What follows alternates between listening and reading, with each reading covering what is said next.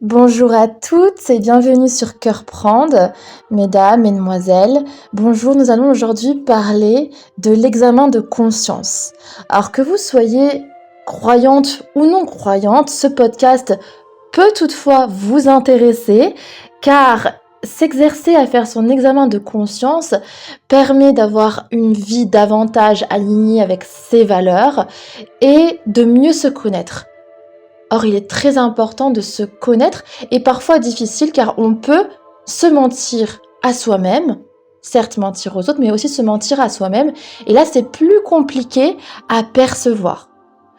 Or, en faisant un examen de conscience de façon quotidienne, ça peut être tous les jours, ça peut être une fois par semaine, ça dépend aussi de votre caractère, de votre personnalité, mais toutefois de façon régulière avec constance, pourra vous apprendre à mieux vous connaître, à la fois vos forces, à la fois vos faiblesses, à la fois vos parts de lumière et aussi vos parts sombres.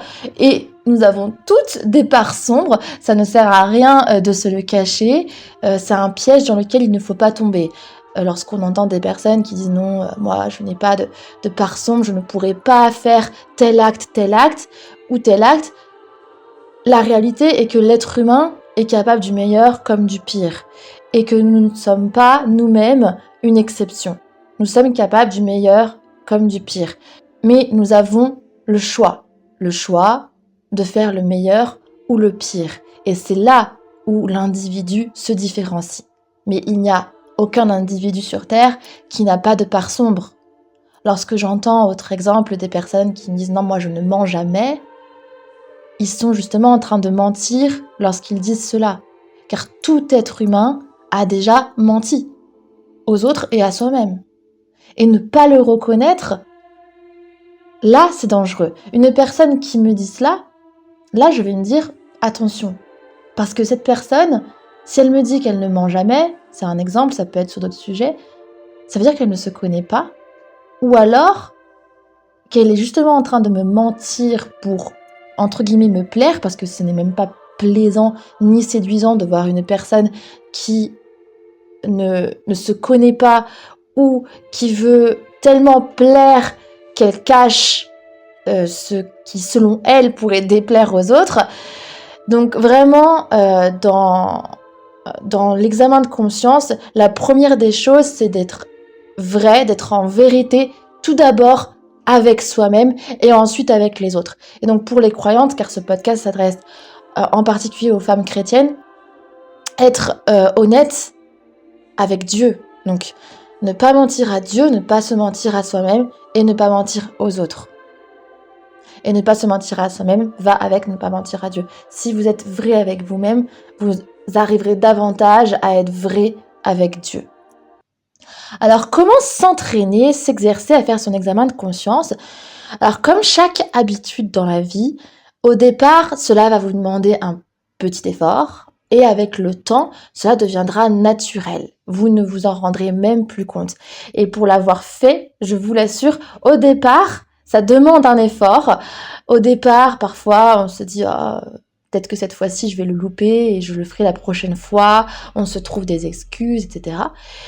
Et si on se force à être régulière, je vous assure qu'à partir d'un moment, ça s'intègre au quotidien. Par exemple, parallèle avec se laver les dents.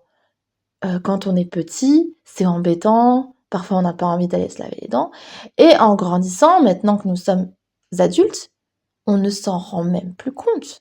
C'est tellement intégré dans le quotidien, je ne me rends même plus compte, je le fais par exemple machinalement.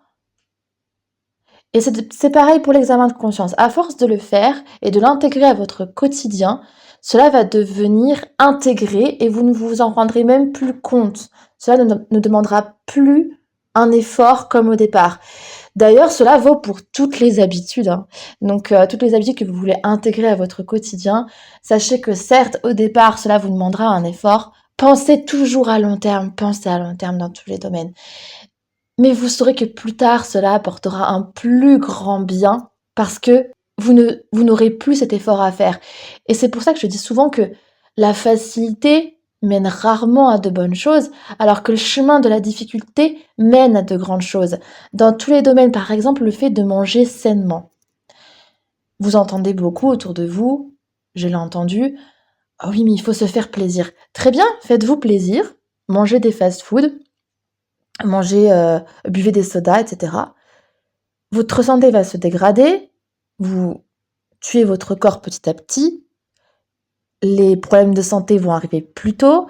Pareil pour ceux qui sont sédentaires et qui ne font pas de sport, idem pour ceux qui fument, il y aura des conséquences. Donc est-ce que, vous voulez avoir le plaisir aussi, vu que vous parlez de plaisir, je parle à ces personnes-là, d'avoir un cancer plus tard? Ou d'autres maladies, je parle du cancer parce que je lis ça à la cigarette, c'est pareil pour la nourriture, si vous mangez mal, il y aura des conséquences. Une obésité morbide, mais pas que. Du cholestérol, du diabète, le diabète, une fois que c'est installé, on ne l'enlève pas comme ça. Et donc pour tout, c'est pareil. Alors que si vous commencez à manger sainement, au départ, ça sera un effort, mais ensuite, alors déjà, vous allez vous habituer à manger sainement et donc au goût de la nourriture, et vous allez apprécier davantage. Et ensuite, là aussi, pour l'avoir fait, ce cheminement, c'est au contraire déplaisant de remanger des aliments transformés, des aliments trop sucrés. Par exemple, je ne fais aucun effort pour ne pas manger trop sucré. Ça ne me donne plus du tout envie. Un soda, ça m'arrive parfois, mais vraiment, je ne ressens plus le plaisir. Ça va être social, si j'en prends un. Donc, vous voyez, tout s'éduque. Tout s'éduque, et en tant que femme chrétienne, c'est ce qui nous permettra d'atteindre certains idéaux que nous voulons atteindre, comme prendre soin de soi. Prendre soin de soi, c'est tant au niveau physique qu'au niveau de la santé mentale. Ce pourquoi l'examen de conscience est très important aussi, parce qu'au niveau de la santé mentale, cela peut vous permettre de prévenir, par exemple, de vous rendre compte que vous faites une dépression, ou que vous tombez dans une tristesse plus profonde que d'habitude, ou que vous tombez dans une colère permanente qui ne part pas. Et en identifiant ces problèmes-là, grâce à l'examen de conscience, vous pourrez ensuite vous tourner vers les professionnels adaptés.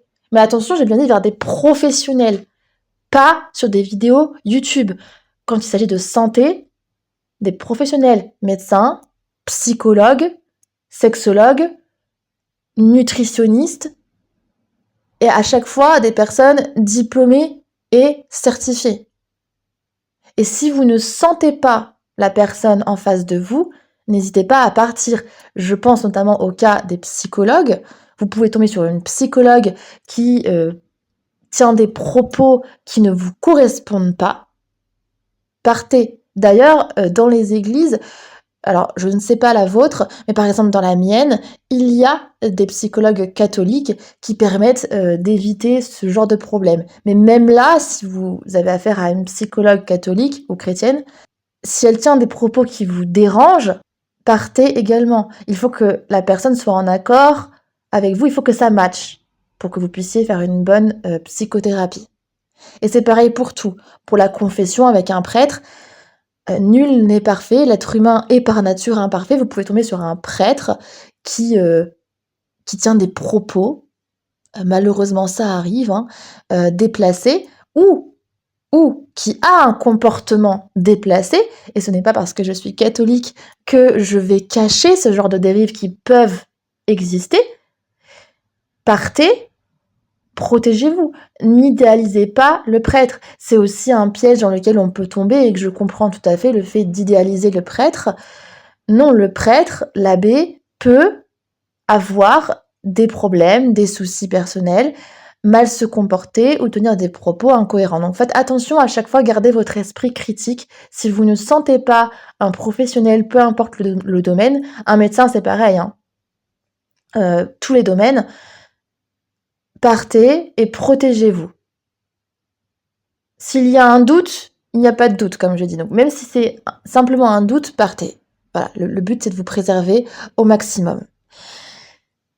Passons donc à comment s'exercer à faire son examen de conscience. Donc vous l'aurez compris d'ores et déjà, c'est en étant le plus vrai possible avec soi-même, sans se mentir et de façon régulière.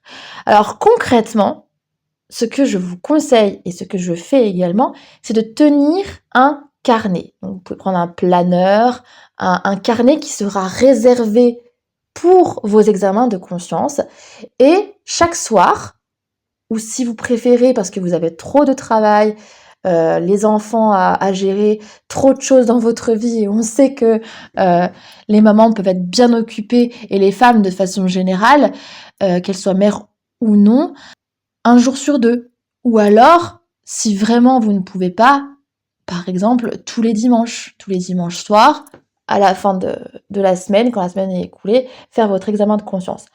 Mais c'est plus facile de le faire chaque soir. Pourquoi? Parce qu'on se rappelle de ce qui s'est passé la journée, c'est encore frais. Et parfois, il y a des petits trucs qu'on peut oublier ou laisser s'échapper au bout d'une semaine. Donc, le mieux, c'est de le faire chaque soir. Si vous ne pouvez pas, tous les 2 jours, tous les 2 soirs, ou alors le matin, je vous dis le soir, mais ça dépend de votre organisation. Le soir, ce qui est bien, c'est que la journée s'est écoulée et que vous pouvez avoir une prise de recul sur votre journée et faire votre examen de conscience. Et donc sur ce petit carnet, ce que je vous recommande, donc déjà c'est de bien le cacher, de bien le garder privé, car c'est un endroit où vous devez et vous pouvez vous sentir libre d'écrire tout, même les choses les pires au monde, et donc gardez-le bien privé et secret pour que personne ne tombe dessus, et comme ça vous arriverez davantage à vous sentir libre d'écrire sur un carnet que personne ne voit, à part vous. Et Dieu, bien entendu, parce qu'il est omniscient. Et donc, sur ce carnet, faire plusieurs colonnes pour chaque type de domaine de vie ou de problème de vie. Ça dépend là aussi de vous. Par exemple, le domaine du travail, le domaine du couple, si vous êtes marié ou fiancé, le domaine de la parentalité, si vous êtes mère, ou si vous êtes père, s'il y a des garçons qui passent par là, le domaine de la santé physique, est-ce que, par rapport par exemple le sport, est-ce que vous avez pris soin de votre corps, avez-vous vu les médecins, les spécialistes qu'il faut, et le domaine de la santé mentale, j'en parlais en introduction, par domaine, ou alors par vice, entre guillemets. Si vous avez par exemple le vice de fumer par rapport à la cigarette, où vous en êtes, ou si c'est l'alcool, par rapport à votre alcoolisme, si par exemple malheureusement vous êtes dans ce cas-là, pareil, tenir par, vous voyez, par type de problématique. L'alcoolisme, par exemple la sédentarité, je sais pas quel autre problème vous pouvez avoir, la luxure, vous avez des relations charnelles avec n'importe qui et vous ne vous respectez pas à ce niveau-là. Ça peut être pléthore de sujets, cela dépend de vous et cela vous regarde. Ça ne me regarde pas. Donc, faire un tableau ou des bullet points, enfin des points, cela dépend de comment vous fonctionnez. Je vais pour cela vous aider en vous citant le missel, en tout cas le missel que j'ai moi, donne comme exemple, comme question à se poser pour savoir justement si on est aligné avec ce que Dieu nous demande dans la Bible, et donc pour vous aider à faire cet examen de conscience. Je mettrai bien sûr, comme toujours, les sources en barre d'infos, donc pour ceux qui voudront savoir sur quel missel je me base, il n'y a pas de souci, je reste transparente, il sera indiqué en barre d'infos, et vous le savez, je suis catholique, donc c'est un missel catholique. Toutefois, encore une fois, cela peut s'adresser à tout chrétien et même non chrétien d'une autre religion et même les non-croyants. Alors, c'est dans la partie de la confession, parce que nous avons la confession pour les catholiques, qu'il y a un petit rappel pour faire un examen de conscience, des questions à se poser et des domaines à éviter, on va dire ça comme ça. Alors tout d'abord, vérifiez, alors posez-vous déjà dans un endroit calme, seul, posé. Vous pouvez faire une petite prière avant votre examen de conscience, c'est ce que je vous recommande, un signe de croix. Mettez-vous vraiment dans le calme, allumez une petite bougie si ça vous fait du bien, Vraiment, coupez-vous, si vous êtes, en famille, de votre mari et de vos enfants pendant ce moment-là. Prenez vraiment ce moment-là pour vous. C'est un moment à vous.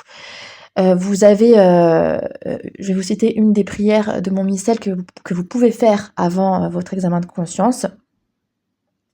Et ensuite, vous prenez un stylo et une feuille, ou si vous êtes plutôt numérique, votre ordinateur, et vous regardez chaque point que je vais vous citer.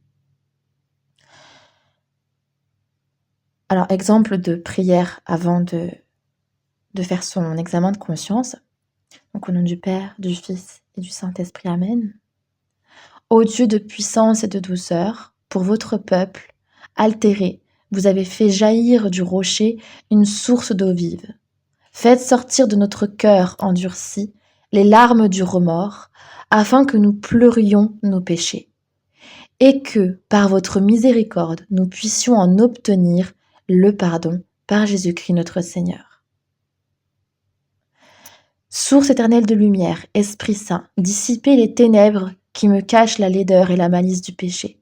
Faites-moi concevoir une si grande horreur, ô mon Dieu, que je le haïsse, s'il se peut, autant que vous le haïssez vous-même, et que je ne craigne rien tant que de le commettre à l'avenir.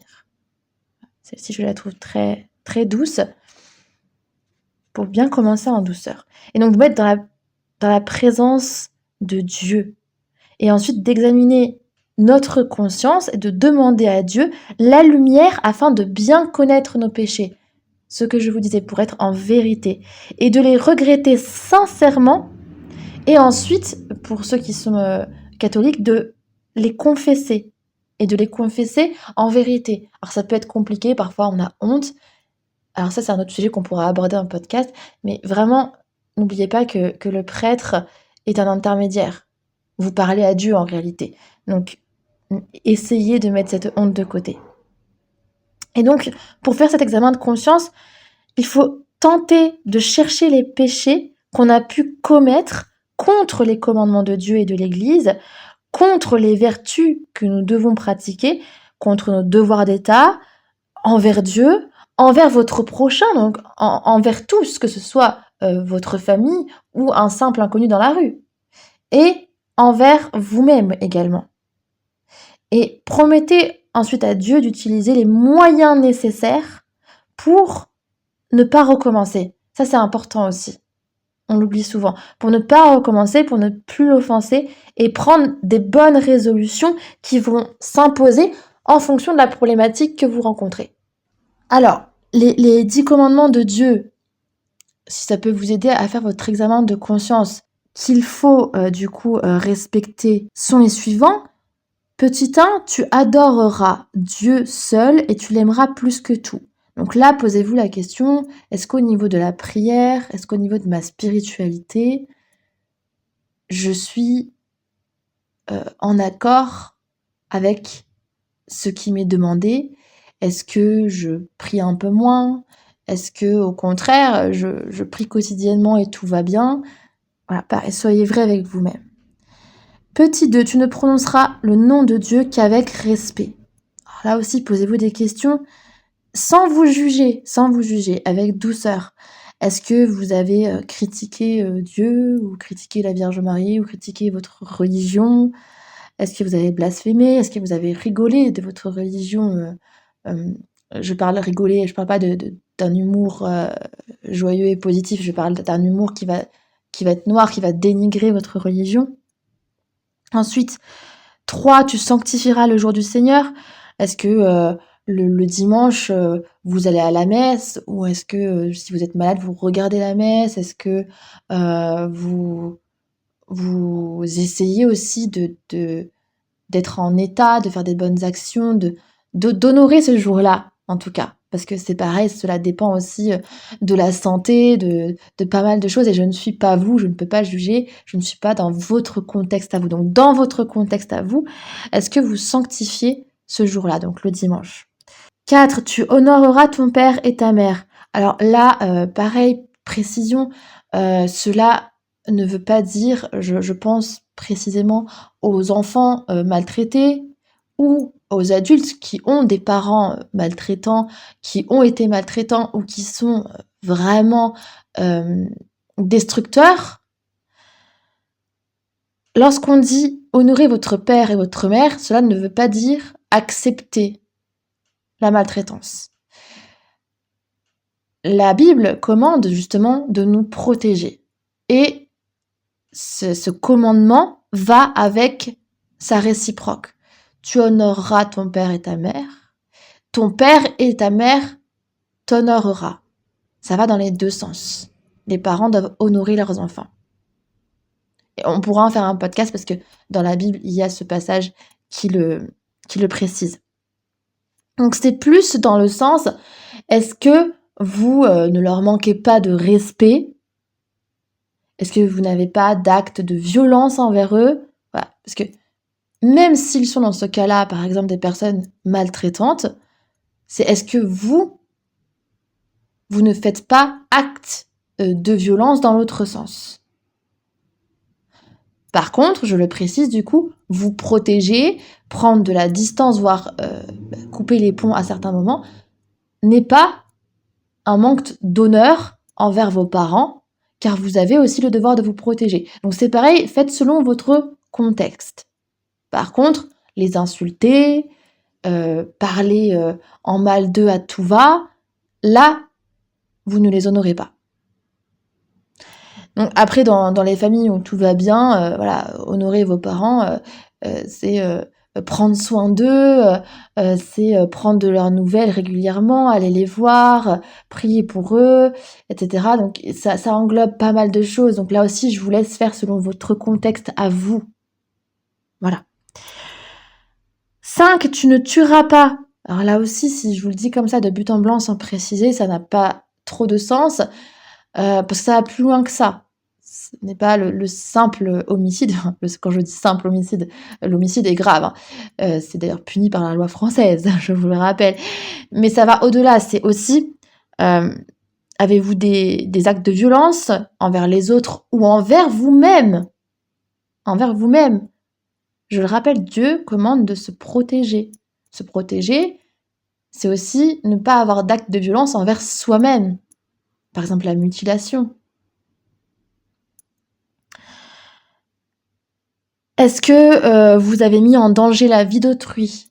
Est-ce que vous avez pas assisté une personne en danger? Ce qu'on appelle la non-assistance à personne en danger. Ça englobe tout ça. Tu ne tueras pas. Et est-ce que vous arrivez à maîtriser vos colères? Donc vraiment, ça englobe tout acte de violence aussi que vous pourriez avoir envers autrui ou envers vous-même. Ou votre absentéisme, dans le sens où une femme se fait frapper dans la rue, vous n'agissez pas. La non-assistance à personne en danger. Ensuite, petit 6, tu ne commettras pas d'impureté. Là, c'est pareil, c'est assez large et ça peut être dans les actes, certes, mais aussi dans les paroles. Donc, c'est vraiment large. Pour chaque question, chaque commandement, posez-vous pas mal de questions, car c'est vraiment large. Ensuite, tu ne mentiras pas. Alors là, c'est pareil. On parle du mensonge stricto sensu, mais aussi de la médisance. Si vous faites des ragots, des potins sur les autres, que vous racontez des secrets qu'une collègue vous a confiés, qui sont personnels sur sa vie personnelle à d'autres personnes, que vous critiquez une autre personne que vous connaissez derrière son dos, toutes sortes de médisances, là aussi c'est large, ou d'hypocrisie. L'hypocrisie fait partie également de ce commandement « tu ne mentiras pas », car c'est une forme de mensonge aussi, l'hypocrisie. Donc en fait, c'est davantage d'être en vérité avec les autres. Petit 9, tu n'auras pas de désir impur volontaire. Ça peut là aussi également être en pensée. Et je souligne le terme volontaire. Et petit 10, tu ne désireras pas injustement le bien d'autrui. Alors là, on parle, et c'est très très néfaste, de la jalousie et de l'envie. Alors c'est très néfaste pour vous et pour la personne jalousée. Alors vraiment ça aussi on pourra en faire un podcast, car vraiment je trouve à mon petit niveau que c'est très répandu et très destructeur. Donc ça, c'est pareil. Posez-vous les questions et prenez le temps sans vous juger. Soyez indulgent envers vous-même parce que le but, c'est d'être le plus vrai possible. Si vous êtes impitoyable envers vous, vous allez peut-être avoir tendance à ne pas être dans la vérité et à vous cacher certaines actions que vous avez faites. Vous voyez ce que je veux dire? Ensuite, petit rappel aussi pour votre examen de conscience, les 7 péchés capitaux, n'hésitez pas à les revoir à chaque fois. Donc je vous rappelle, il y a l'orgueil, il y a l'avarice, la luxure, l'envie, la gourmandise, la colère et la paresse. Alors là, je vais finir par là, parce que c'est pareil, c'est souvent vu de façon manichéenne et c'est plus nuancé que ça et ça va plus loin que le mot en tant que tel. L'orgueil pour commencer, c'est est-ce que vous avez agi par orgueil? Ça peut être des dépenses exagérées. Vous dépensez alors que vous n'avez pas cet argent-là, vous dépensez plus que ce que vous gagnez. Ça peut être des luxes exagérés. Ça peut être le fait de mépriser les autres. Donc vous voyez, c'est vraiment large l'orgueil. Ça peut être le fait de se complaire dans des pensées de vanité, que vous êtes meilleur que les autres. Ça peut être des susceptibilités, si vous êtes vraiment trop susceptible, parce qu'il ne faut pas attaquer votre petite personne, que vous êtes trop auto-centré sur vous, et donc que vous n'acceptez pas, et que vous prenez tout mal, que vous prenez tout personnellement. Ça rejoint les accords Toltec, là on sort de la Bible, mais les accords Toltec, un des accords de mémoire qui dit de ne pas tout prendre personnellement. Ça fait partie de l'orgueil. Vous voyez, c'est assez large en fait. C'est pour ça que je dis souvent que le meilleur dev perso, parce que le dev perso, le développement personnel est à la mode, le meilleur livre de développement personnel, c'est la Bible. Vraiment. Donc ça peut être aussi donc d'être esclave du qu'en dira-t-on. Donc vous voyez, c'est vraiment large et c'est intéressant. Être esclave du qu'en dira-t-on. Être esclave de la mode, des tendances. Et là, tout ce que je vous lis, c'est écrit noir sur blanc dans mon missel, hein. Donc pour ceux qui m'écoutent et qui sont dans le dev perso, vous voyez que dans la Bible, vous avez également ces points-là. Donc ça c'est pour l'orgueil. Donc vous voyez, ça va des dépenses exagérées à la vanité, la susceptibilité et être esclave du qu'en dira-t-on. Ensuite, l'avarice, deuxième péché capital, c'est être trop attaché à l'argent. Alors attention, faire du business, monter des entreprises, y a pas de souci, hein, d'accord? Ça c'est pareil, ne tombons pas dans les clichés. Vous pouvez être un très bon catholique et être un très bon businessman, businesswoman, ok? Donc ne pas tout confondre. C'est lorsque, quand je dis être trop attaché à l'argent, lorsque vous en faites un dieu. Vous voyez la différence? Le veau d'or, l'histoire du veau d'or. L'avarice, c'est aussi n'avoir pas fait l'aumône selon ses moyens. Ça peut être aussi des dépenses inconsidérées, notamment les jeux d'argent. Donc vous voyez, là aussi, l'avarice, c'est large. Mais attention, ça ne veut pas dire ne pas vouloir être successful à force de parler toujours anglais. On oublie les mots français, hein. Ça aussi, il faut que je fasse attention. Le fait de réussir dans le domaine pro, le fait de créer des entreprises, de vouloir monter les échelons, ça, ce n'est pas un problème, d'accord? Donc attention à ne pas tomber dans l'inverse, dans l'extrême inverse. Ensuite, donc on a vu orgueil, avarice, troisième péché capital, la luxure. Donc là, vous le savez, hein, vous le connaissez celui-ci, c'est celui qui est le plus souvent cité, alors que les autres sont tout aussi importants. C'est le fait d'avoir des conversations, des regards imprudents, la pornographie notamment, qui est un fléau à notre époque, l'adultère, le fait d'être infidèle. Voilà, donc ça regroupe tout ça. Ensuite, l'envie. L'envie, c'est le fait d'avoir entretenu des sentiments de jalousie envers autrui. Comme je vous l'ai dit, attention à cela. Mais c'est aussi l'envie, chercher à nuire aux autres par envie. Ou alors se réjouir du mal, ou à l'inverse, s'attrister du bien d'une personne. une personne vous dit qu'elle a un nouveau poste dans telle entreprise, qui est un très bon poste, et vous êtes attristé parce que elle a une bonne nouvelle à vous annoncer, parce que vous êtes jaloux, envieux, ou parce que votre meilleure amie vous dit qu'elle va se marier et qu'elle a été demandée en mariage, pardon, et vous êtes jalouse, donc vous n'êtes pas contente de ce bonheur et de cette grâce qu'il lui a accordée. Voilà, donc ça c'est l'envie. Comme je vous l'ai dit, je ferai sûrement un podcast sur l'envie et la jalousie. Ensuite, la gourmandise. Ah, c'est pareil, on entend beaucoup de clichés, hein. Manger un gâteau super alléchant qui sort de la boulangerie n'est pas du tout un péché. Il y a beaucoup de clichés sur les péchés catholiques. Non, la gourmandise, lorsqu'on parle de gourmandise, c'est pour ça qu'il est important de se renseigner, de savoir, d'avoir la connaissance, d'apprendre. Le savoir, c'est le pouvoir. Et cela vous permet d'être moins manipulable et moins manipulé. C'est important de se renseigner. Sur votre propre religion, on est beaucoup de catholiques à être ignorants sur notre propre religion, de chrétiens, mais également sur d'autres religions. Par exemple, lorsque j'entends certaines personnes critiquer l'islam sans avoir étudié leur livre, le Coran et leur théologie, je ne comprends pas. Il faut d'abord se renseigner et ensuite avoir une critique scientifique, et pour tous les domaines de vie d'ailleurs. Donc la gourmandise, lorsqu'on se renseigne, c'est l'excès.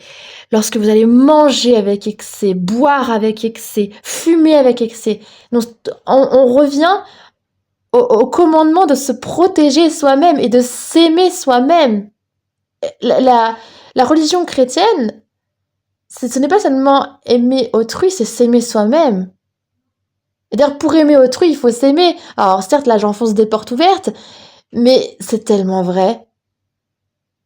Tout est lié, tout est lié. Plus vous amplifiez votre amour de vous-même, plus vous amplifiez votre amour de Dieu, plus vous amplifiez votre amour envers les autres, envers la planète, envers tout. Mais tout est lié. Et vice-versa. Moins vous aimez, moins vous aimez Dieu, moins vous aimez les autres, moins vous aimez la vie même. Donc voilà, c'est l'excès. Et l'excès, tout excès dans la vie, d'ailleurs, est mauvais. Ensuite, la colère. Alors attention là aussi. J'entends là aussi beaucoup de clichés sur ce péché capital de la colère. Être en colère est sain.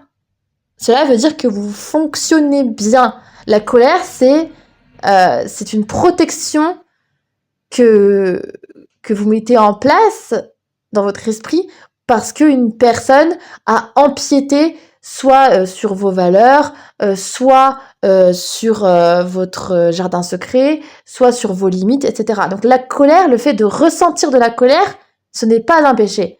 C'est qu'est-ce qu'on fait de cette colère? Donc vous voyez, c'est important de se renseigner et de savoir.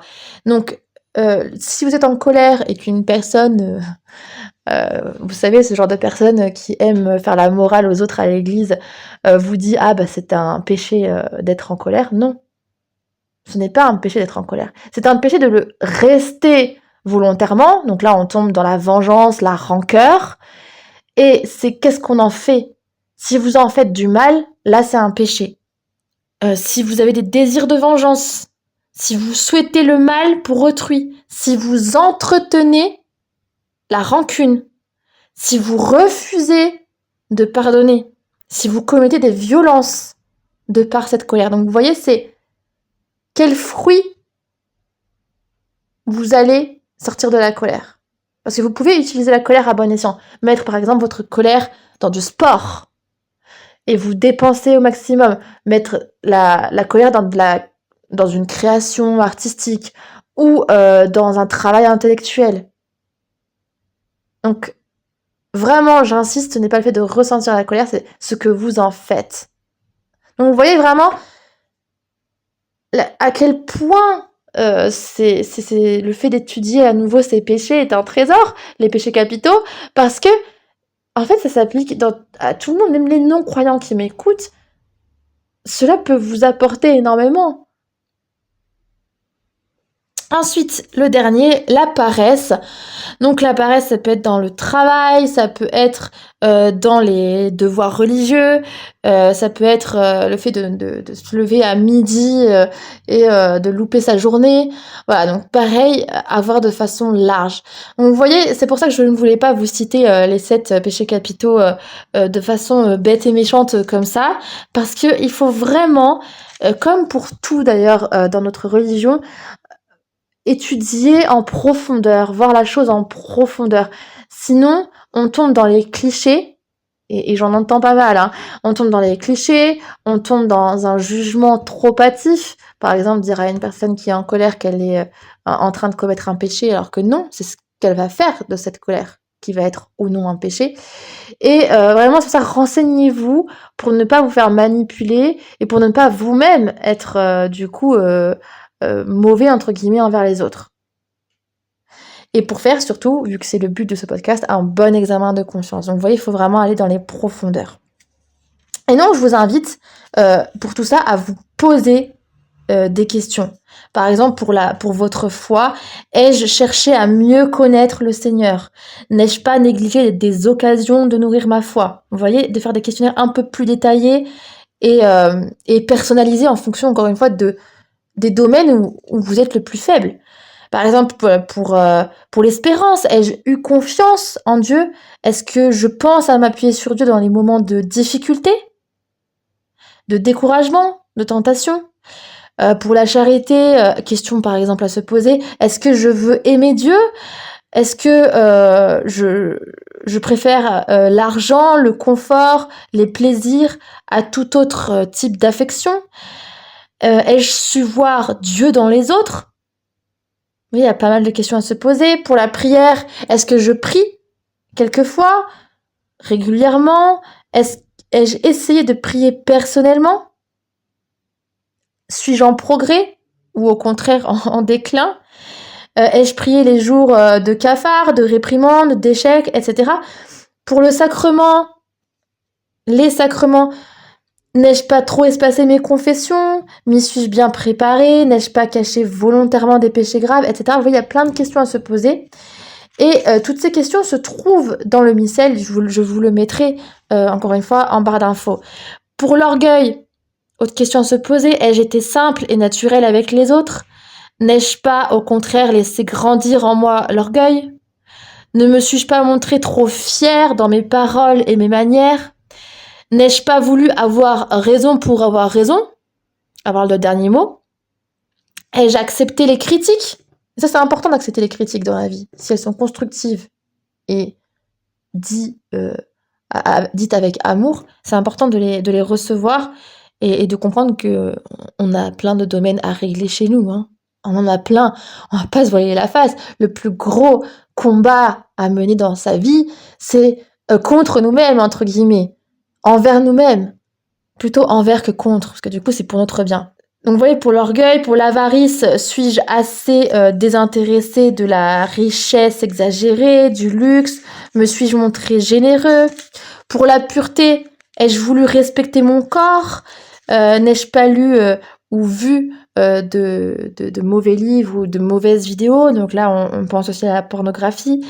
N'ai-je pas fait des actions impures seule ou avec d'autres? Pour ceux qui sont en couple aussi, me suis-je assez bien comportée envers mon époux, envers mon épouse, pour les fiancés, envers mon fiancé ou envers ma fiancée? Ça peut être aussi envers son pays en tant que citoyen. Est-ce que je cherche sincèrement le bien de mon pays? Ai-je accompli mes devoirs de citoyen? Ça peut être aussi en tant que parent. Ai-je cherché à connaître mes enfants individuellement? N'y a-t-il pas un qui s'estime moins aimé que les autres? Est-ce vrai ou non? Sont-ils bien nourris, bien logés, bien habillés, selon nos moyens en tout cas?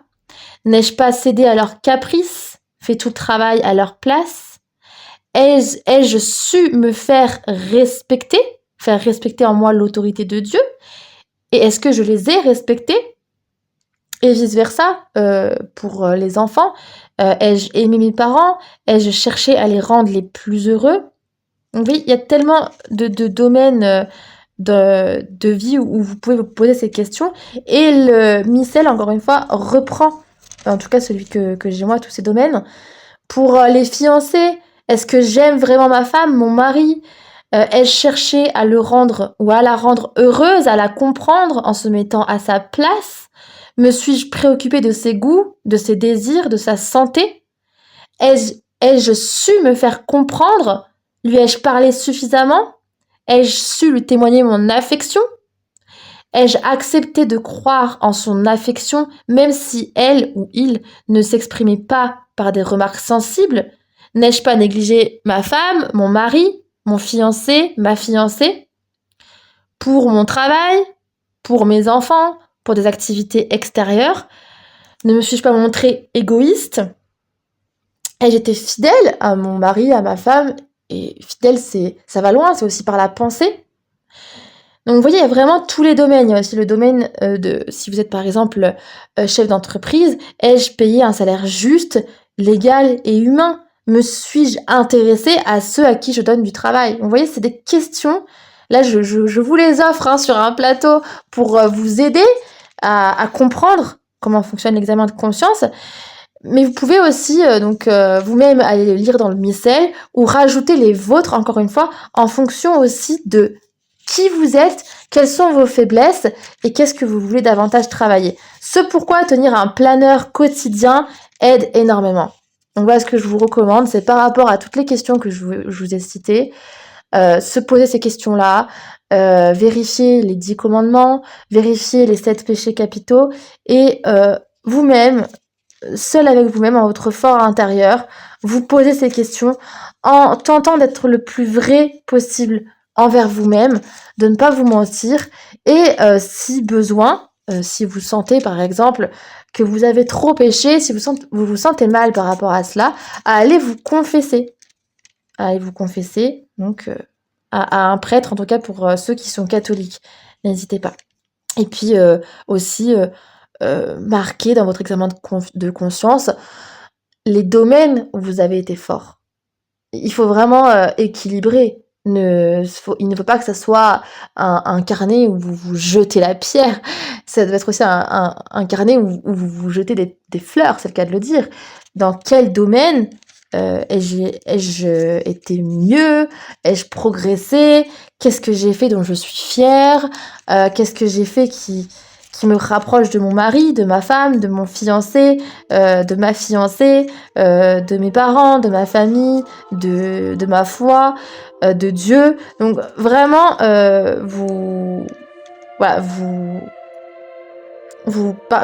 être équilibré et parler également de vos forces, des faiblesses et des forces. Et je vais vous rappeler certaines paroles de l'Évangile très belles à propos de l'examen de conscience, qui en tout cas sont liées à ce thème de l'examen de conscience. Premier extrait. Quand tu vas prier, si tu te rappelles que ton frère a quelque chose contre toi, va d'abord te réconcilier avec lui, puis reviens pour prier. Donc c'est Matthieu 5, 23-24. Ça vous permet là de voir que d'abord agissez, allez voir la personne que vous avez blessée et ensuite demandez pardon à Dieu. Je le trouve très beau, c'est pourquoi je vous le cite. Je vous cite ceux que je trouve particulièrement beaux et qui sont en lien avec le thème de l'examen de conscience. Ensuite, autre extrait de l'Évangile. Tout ce que vous désirez que les autres fassent pour vous, faites-le vous-même pour eux. Matthieu 7,12. Donc là, c'est pareil, ça rejoint la phrase ne fais pas aux autres ce que tu n'aimerais pas qu'on te fasse, ou vice-versa, faites aux autres ce que vous voudriez qu'on vous fasse. Et qui est extrêmement important à rappeler. Et enfin, une que j'aime beaucoup, ne jugez pas et vous ne serez pas jugés. Pourquoi regarder la paille qui est dans l'œil de ton frère alors que tu ne vois pas la poutre qui est dans ton œil? Vous la connaissez sûrement tous, Matthieu 7,1-3. Là, c'est vraiment lorsque vous sentez que vous allez mal parler d'une personne, essayez de stopper et de vous dire « et moi ?» Où j'en suis, moi? Quelles sont les mauvaises actions que j'ai faites? Est-ce que je peux me permettre de mal parler de telle ou telle personne alors que moi j'ai tel ou tel défaut? Voilà, lorsque vous avez la tentation, et c'est humain de parler du mal d'une autre personne, d'essayer de se dire, ok, je switch et je retourne le regard vers moi. Moi, qu'est-ce que je fais dans ma vie en fait? Où j'en suis? Comment je me comporte?